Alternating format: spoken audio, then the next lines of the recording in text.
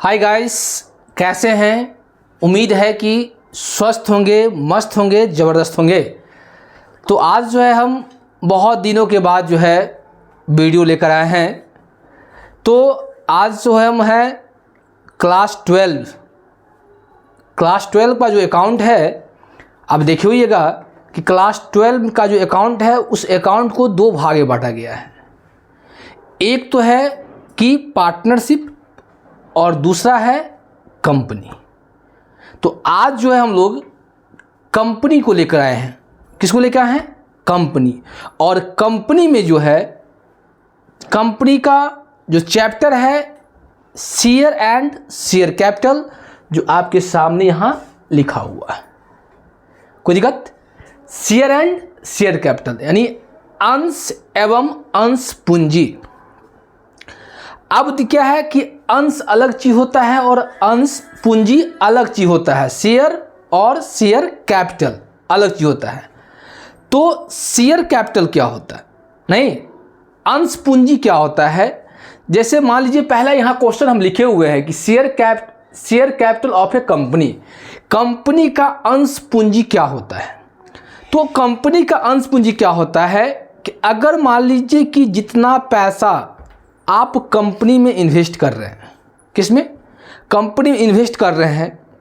नहीं, या हम कह सकते हैं कि अगर जितना पैसा आप अपने व्यवसाय में इन्वेस्ट कर रहे हैं, तो इन्वेस्ट क्यों करते हैं? इन्वेस्ट हम लोग इसीलिए करते हैं ताकि वहाँ से कुछ लाभ कमा सके। यानी क्या कि वहाँ से हम लोग कुछ प्रॉफिट अर्न कर सके। इसीलिए हम लोग अपने पैसा को किसी बिजनेस में क्या करते हैं? इन्वेस्ट करते हैं। यहाँ कंपनी की बात होगा तो कंपनी में क्या करते हैं? हम लोग अपने कैपिटल को इन्वेस्ट करते हैं। कहाँ? या तो शेयर में, या तो डिबेंचर में, या तो बोनस शेयर में। नहीं, इसमें हम लोग इन्वेस्ट करते हैं। काहे? प्रॉफिट को अर्न करने के लिए, लाभ को कमाने के लिए। कोई दिक्कत? अब देख लीजिए क्लासिफिकेशन ऑफ शेयर कैपिटल, मतलब शेयर कैपिटल को जो विभाजित किया गया है, वर्गीकरण किया गया है, नहीं वो कितने भाग किया गया है। पहला देखिए दिया है ऑथराइज्ड, रजिस्टर्ड और नॉमिनल कैपिटल। मतलब ऑथराइज्ड कहिए, या आप रजिस्टर्ड कहिए, या आप नॉमिनल कैपिटल कहिए। तीनों का मतलब सेम होता है। कभी कभी क्वेश्चन में पूछ देता है कि ऑथराइज्ड कैपिटल, कभी पूछ देता है रजिस्टर्ड कैपिटल, कभी पूछ देता है नॉमिनल कैपिटल। नहीं, तो इसमें हम लोग क्या करते हैं? कंफ्यूज हो जाते हैं, क्योंकि एक चीज़ पर जाते हैं ऑथराइज्ड, पूछ दिया रजिस्टर्ड, पूछ दिया नॉमिनल, तो हम लोग फंस जाते हैं। तो ध्यान देंगे कि रजिस्टर्ड कैपिटल को ही हम लोग ऑथराइज्ड कैपिटल और उसी को हम लोग क्या कहते हैं? Nominal capital. अब ऑथराइज्ड क्या होता है? जैसे सिंपल सी भाषा में आप समझिए कि जैसे अगर हार्डवेयर का दुकान पर आप कभी गए होंगे, तो हार्डवेयर की दुकान पे देखिए होइएगा जहाँ बालू सीमेंट रड सेल होता है, अगर उसके ऑफिस में गए होइएगा तो वहाँ वो लोग क्या करता है? एक सर्टिफिकेट लगाया आता है, उस पर लिखा आता है authorise dealer ACC, authorise dealer Lafarge, authorise dealer concrete. नहीं, यानी कि जो भी बिजनेस में जिस चीज़ के लिए आप ऑथराइज है, जितना के लिए ऑथराइज है, उसको हम लोग क्या बोलते हैं? Authorised capital. अगर मान लीजिए कि अपने बिजनेस में अगर 10 लाख पूंजी के लिए ऑथराइज है, तो आप अपने बिजनेस में 10 लाख तक का जो है आप उसमें पैसा इन्वेस्ट कर सकते हैं। उससे अधिक आप नहीं कर सकते हैं। उसको क्या बोलते हैं? ऑथराइज्ड बोलते हैं। कोई दिक्कत? अब ऑथराइज्ड के बाद क्या होता है? Issued capital. कौन capital? Issued capital. Authorised capital में से या ऑथराइज शेयर में से, सपोज डैट आपके पास 10 लाख रुपया है। कितना लाख रुपया है? 10 लाख। ये 10 लाख रुपया को आप क्या करेंगे? नंबर ऑफ शेयर में कन्वर्ट करेंगे। नंबर ऑफ शेयर अगर निकालना चाहते हैं तो अगर नंबर ऑफ शेयर निकालेंगे, 10 वाला निकालेंगे, तो हम लोग क्या करते हैं? 10 लाख को, कितने लाख को? 10 लाख को अगर 10 से भाग कर देंगे तो कितना आएगा? 1 लाख आएगा। नहीं आएगा? 1 लाख आया। अब 1 लाख मेरा क्या है? ऑथराइज्ड शेयर हो गया। Authorised share. कितना के लिए? 1 लाख के लिए। अब माय सपोज दैट कि जो 1 लाख आपका ऑथराइज्ड है और इसी ऑथराइज्ड में से सपोज दैट ये तो 10 लाख रुपया है, इस 10 लाख को हम लोग कन्वर्ट कर दिए नंबर ऑफ शेयर में, तो कितना आया? 1 लाख। ये भी क्या हो गया? ऑथराइज्ड। और इस ऑथराइज्ड में से, किस में से? ये जो ऑथराइज्ड शेयर आपका है, इसमें से आपको जितना शेयर को इशू करना होगा, किसके पास इशू करना होगा? जनता के बीच, पब्लिक के बीच आपको इशू करना होगा, निर्गमन करना होगा। सपोज दैट 10 आपको 1 लाख शेयर है, आपका इच्छा है कि नहीं हम 70,000 ही शेयर इशू करेंगे। कितना शेयर इशू करेंगे? 70,000। तो ऑथराइज्ड कैपिटल में से या ऑथराइज्ड शेयर में से जितना शेयर कंपनी के द्वारा जनता के बीच इशूड किया जाता है, निर्गमन किया जाता है, उसको ही हमको क्या बोलते हैं? इशूड। उसको क्या बोलते हैं? इशूड बोलते हैं। बात समझ में आ रहा है कि नहीं आ रहा है? उसी को क्या बोलते हैं? इशूड बोलते हैं। यानी ऑथराइज्ड में से जो शेयर या जो कैपिटल जनता के बीच जो निर्गमन किया जाता है, उसको क्या बोलते हैं? इशूड बोलते हैं। नहीं तो इसी को हम लोग अगर शेयर इशू करें तो क्या बोलेंगे? Issued share. नहीं, अगर कैपिटल इशू करते हैं तो इशूड कैपिटल। कोई दिक्कत? अब इशूड के बाद देखिए, सिर्फ ऑथराइज्ड हो गया, इशूड हो गया, उसके बाद क्या है? Subscribed capital. कौन कैपिटल? Subscribed capital. कौन कैपिटल? सब्सक्राइब्ड, यानी अंशदान पूंजी। अब देखिए कंपनी क्या की कि आपके सामने शेयर इशू कर दी। कितना शेयर? 70,000। तो कभी कभी क्या होता है, कंपनी के द्वारा जितना शेयर इशू किया जाता है उतना तो ले ही लेता है। कभी क्या उससे अधिक के लिए प्राप्त होता है पैसा, कभी कभी क्या होता है उससे कम भी प्राप्त होता है। जैसे मान लीजिए कि अगर कोई भी चीज़ अगर आप बाजार में लेने के लिए जाते हैं, अगर वस्तु कम हो और लेने वाले ज़्यादा हो तो क्या होगा? उसका डिमांड बढ़ेगा। लेकिन वही चीज़ जब लेने वाले कम हो और वस्तु ज़्यादा हो तो क्या होगा? वस्तु का सेल थोड़ा कम होगा। तो ये जो इशूड है, इस इशूड में से, किस में से? इशूड में से जनता के द्वारा जितना लिया जाएगा वो क्या होगा? सब्सक्राइब्ड। सपोज दैट कि 70,000 में जनता कितना लिया? 50,000 लिया। कितना लिया? 50। तो ये क्या होगा? सब्सक्राइब्ड हो। क्या होगा? सब्सक्राइब्ड शेयर कहिए या कैपिटल बोल सकते हैं। समझ में आया? सब्सक्राइब्ड क्या समझ में आया? कि ऑथराइज्ड शेयर में से जो शेयर जनता के बीच इशू किया गया उसको क्या बोले? Issued share. और इशूड में से जितना शेयर इशू किए उसमें से अगर जनता के द्वारा जितना लिया जाएगा वो क्या कहलाएगा? Subscribed capital. समझ में आया? सब्सक्राइब्ड के बाद क्या है? Called up capital. कौन कैपिटल? Called up. अब मान लीजिए कि जो व्यक्ति जितना लेगा उस पर उतना पैसा मांगेंगे कि नहीं मांगेंगे? एकदम मांगेंगे। अगर मान लीजिए आप 10,000 का सामान लिए हैं तो आपसे हम कितना पैसा मांगेंगे? 10,000 मांगे।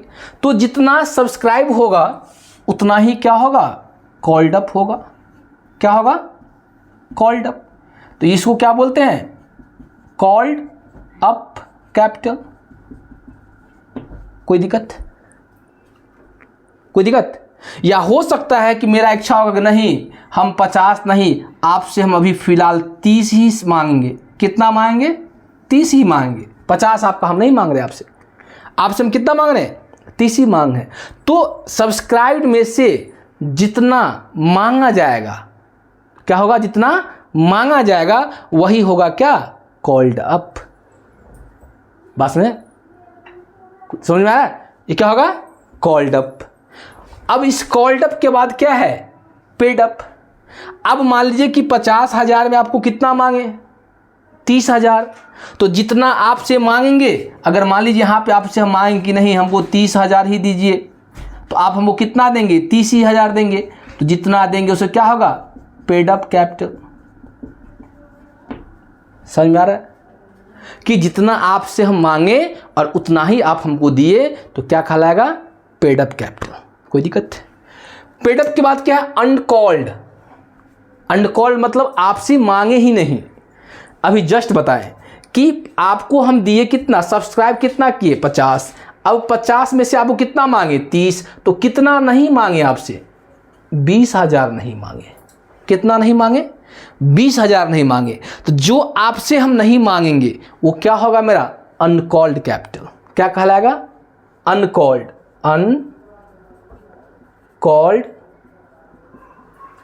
कैपिटल। समझ में आ रहा है क्या होगा अनकॉल्ड कैपिटल। क्या कि आपसे हम उतना मांगे ही नहीं, तो आपसे जितना नहीं मांगे वो मेरा क्या कहलाएगा अनकॉल्ड कैपिटल कहलाएगा। कोई दिक्कत किसी को किसी प्रकार का नहीं। अनकॉल्ड के बाद क्या होता है रिजर्व कैपिटल। कौन कैपिटल रिजर्व कैपिटल। अब मान लीजिए कि इसमें जो है मान लीजिए 1 लाख शेयर था और 1 लाख में से आप कितना इशू किए थे 70,000 इशू किए थे, तो बचा कितना 30,000। कितना बचा 30,000 हो गया।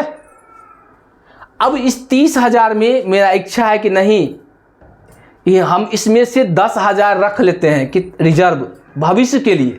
किसके लिए भविष्य के लिए 10 रख लिए, तो बचा कितना 20,000। और जो 20,000 बच गया उसको हम लोग बोलेंगे अनइशूड कैपिटल। कौन कैपिटल अनइशूड कैपिटल। समझ में आया कि नहीं आया। उसको क्या बोलेंगे अनइशूड कैपिटल। कोई दिक्कत। अब हम लोग देखते हैं कि टाइप्स ऑफ शेयर, यानी शेयर के कितने प्रकार होते हैं। तो यहां पर लिखा हुआ है कि शेयर कितने प्रकार होते हैं 2 प्रकार। पहला प्रीफरेंस शेयर और दूसरा क्या होता है equity share. Preference share word से स्पष्ट है पूर्वाधिकार, मतलब जिसका अधिकार पहले है उसको प्रीफरेंस शेयर बोलते हैं। और प्रीफरेंस शेयर से पहले हमेशा क्या लगा होता है प्रतिशत लगा होता है। क्या लगा होता है प्रतिशत लगा होता है। जैसे ध्यान दीजिए, अगर मान लीजिए कि आप कोई बिजनेस करना चाह रहे हैं, क्या करना चाह रहे हैं बिजनेस करना चाह रहे हैं, और आपके बिजनेस में कैपिटल का रिक्वायरमेंट है 10 लाख। कितना आवश्यकता है 10 लाख। 10 लाख में आपके पास सपोज डैट कि आपके ये बिजनेस है और इस बिजनेस में मान लीजिए कि आपका कितना चाहिए 10 लाख चाहिए आपको, और आपके पास ओनली कितना है 5 लाख ही है आपके पास। कितना है 5 लाख है। तो ये 5 लाख है, तो 5 लाख क्या करेंगे आपके पास कितना शॉर्ट कर रहा है। अगर 10 में मान लीजिए 5 लाख है तो शॉर्ट कितना कर रहा है आपका 5 लाख कर रहा है ना। तो 5 लाख क्या करेंगे आप कहीं से ना कहीं से अरेंज करेंगे ना। तो जब कहीं से अरेंज करेंगे तो पहले हम लोग क्या करते हैं कोशिश करते हैं कि इस 5 लाख को ऐसे व्यक्ति से लें जो व्यक्ति को इंटरेस्ट न देना पड़े। तो इंटरेस्ट नहीं देंगे तो कौन देगा आपको, कोई देगा एकदम देगा। आप अपने रिलेशन वाले से मांगिए, नहीं आप अपने दोस्त से लीजिए। तो ऐसी दशा में 5 लाख है, सपोज दैट इस 5 लाख में 3 लाख रुपया जो है आपको कौन दे दिया रिलेशन वाले दे दिए। तो बचा कितना 2 लाख। अब 2 लाख कोई देगा नहीं देगा। जब हम लोग नहीं देते हैं तो इसी 2 लाख रुपया को हम लोग इंटरेस्ट पर लेते हैं। तो जिससे आप रुपया लेने के लिए जाएंगे तो वो कहेगा हम 2 लाख रुपया देंगे 5% की दर से। कितना रुपये की दर से 5% की दर से। नहीं तो आप इससे लेते हैं तो पैसा तो आ गया 5 लाख आपको। कभी 3 लाख रिलेशन से ले लिए और 2 लाख इंटरेस्ट पे ले लिए। अगर आप पहले कमाएंगे, पैसा आपको प्रॉफिट होगा, आप अधिक कमाएंगे तो पहले किनको देंगे आप पहले देंगे इनको। तो जिनको पहले दिया जाता है उसी को बोलते हैं पूर्वाधिकार अंश। क्यों? क्योंकि आप देखें ना 2 लाख लेने से पहले बोला बुआ रे 5% ब्याज लगेगा। 2 लाख तो देंगे, 2 लाख भी तुमको भी देना होगा, साथ में साथ आपको इंटरेस्ट देना होगा, ब्याज देना होगा। तो हम सबसे पहले किसको देते हैं पूर्वाधिकार अंशधारियों को। नहीं तो पूर्वाधिकार अंशधारी क्या होता है कि कंपनी को अगर लाभ होता है तो सबसे पहले किनको दिया जाता है पूर्वाधिकार अंशधारी को। कोई दिक्कत? उसी को हम लोग बोलते हैं प्रीफरेंस शेयर। आप समझ में आ गया होगा, कोई दिक्कत? दूसरा है इक्विटी शेयर, समतांश। जस्ट अभी बताए हैं कि 5 लाख में अगर रुपया आपका कम रहा है तो 3 लाख कौन दिया? आपके रिलेशन वाले दिए। तो वो क्या करते हैं, मांगते नहीं हैं जल्दी, और आप जल्दी उसको देते भी नहीं हैं। काहे नहीं देते हैं? क्योंकि आपको भी लग रहा है कि इंटरेस्ट तो दे नहीं रहा है। नहीं, तो जब इंटरेस्ट नहीं लगता है तो ये गरीब आदमी को आप लोग क्या करते हैं, सबसे लास्ट में देते हैं, और बेचारा मांगता भी नहीं है। क्यों नहीं मांगता है? कि पैसा मांगेंगे तो रिलेशन खराब हो जाएगा, और आप एक बेवकूफ़ है कि पैसा रख के इनको नहीं दे रहे हैं। नहीं, तो सबसे बड़ा बेवकूफ़ आप है। नहीं, तो इसको क्या बोलते हैं, समतांश, इक्विटी शेयर। समझ गए? और इक्विटी शेयर कंपनी का क्या होता है, मालिक होता है। क्या होता है? मालिक होता है। समझ में आया? चलिए अब देखिए, अब हम लोग शेयर को जो है कितने प्रकार से इशू किया आता है, शेयर को कितने प्रकार से इशू किया आता है। तो हम शेयर को 3 प्रकार से इशू करते हैं, 3 प्रकार से जारी करते हैं। पहला कौन, एट पार, जिसको हम लोग बोलते हैं हिंदी में सममूल्य। क्या बोलते हैं, सममूल्य। अब समझिए सममूल्य क्या होता है, एट पार क्या होता है।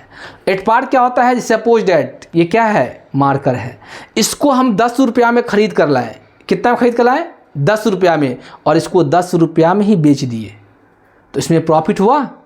नहीं। लॉस हुआ? नहीं। तो जिसमें ना प्रॉफिट हो ना लॉस हो, उसको क्या बोलेंगे, एट पार। मतलब जितना में आया उतना ही में बेच दिए, उसको क्या बोलते हैं, एट पार। दूसरा क्या है, एट प्रीमियम। ये क्या है, एट प्रीमियम। प्रीमियम का मतलब क्या होता है कि जितना का है, अगर ये मान ली सपोज डैट ये मार्कर 20 रुपये का है, और इसको हम कितना बेच रहे हैं, 20 से अधिक में बेच रहे हैं। चाहे 21 हो, 22 हो, 23 हो, 24 हो, 25 हो, आप 30 में भी बेच सकते हैं, कोई दिक्कत नहीं है। यानी जितना का है उससे अधिक में अगर मान लीजिए इसको सेल कर रहे हैं, तो ये मेरा क्या कहलाएगा, एट प्रीमियम कहलाएगा, कोई दिक्कत। और तीसरा क्या है, एट डिस्काउंट। ये क्या होता है, एट डिस्काउंट मतलब होता है कि जितना का है, मतलब आपका जो संपत्ति है, आपका जो शेयर है, जितना का है उससे कम में जब उसको इशू किया आता है, उसको क्या बोलते हैं, एट डिस्काउंट कहते हैं, कोई दिक्कत। तो एक बार देख लीजिए, स्क्रीनशॉट लेना है तो आप ले सकते हैं, आप देख लीजिए एक बार।